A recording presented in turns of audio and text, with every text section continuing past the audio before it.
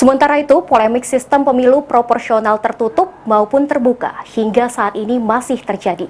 Di tengah masuknya tahun politik sebagai penyelenggara pemilu, Komisi Pemilihan Umum (OKU) tidak akan terpengaruh dan akan tetap menjalankan pemilu dengan sebaik-baiknya. Perdebatan mengenai sistem pemilihan umum 2024 mencuat seiring dengan uji materi terhadap Undang-Undang Nomor 7 Tahun 2017 tentang pemilu ke Mahkamah Konstitusi. Dalam uji materi itu, isu soal wacana penerapan sistem proporsional tertutup dalam pemilu 2024 kian santer. Atas hal tersebut, KPU OKU tidak mempermasalahkan.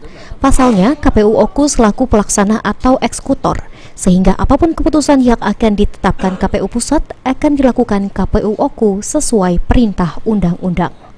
Serta menurut Ketua KPU OKU akan mempengaruhi proses penyelenggaraan pemilu nantinya. Dalam penyelenggaraan, kami pikir tidak ada, karena tahapan pemilu ini sudah ditetapkan. Tahapan sudah ditetapkan, sudah dilaksanakan sesuai dengan jadwal, yaitu 20 bulan sebelum hari pemungutan suara. Jadi sistem pemilu hanya mengganggu atau merubah sistem yang ada di kepartaian.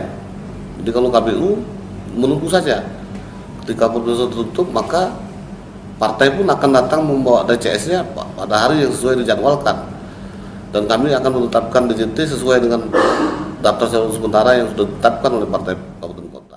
Terkait sistem proporsional terbuka dan tertutup sendiri, ada kelemahan maupun kelebihan, di mana untuk sistem proporsional terbuka pemilih memilih langsung wakil-wakil legislatifnya. Sedangkan dalam sistem proporsional tertutup, pemilih hanya memilih partai politiknya saja. Lalu dalam sistem proporsional tertutup, partai politik mengajukan daftar calon yang disusun berdasarkan nomor urut, dan nomor urut ditentukan oleh partai politik. Ari Pranika, PAL TV.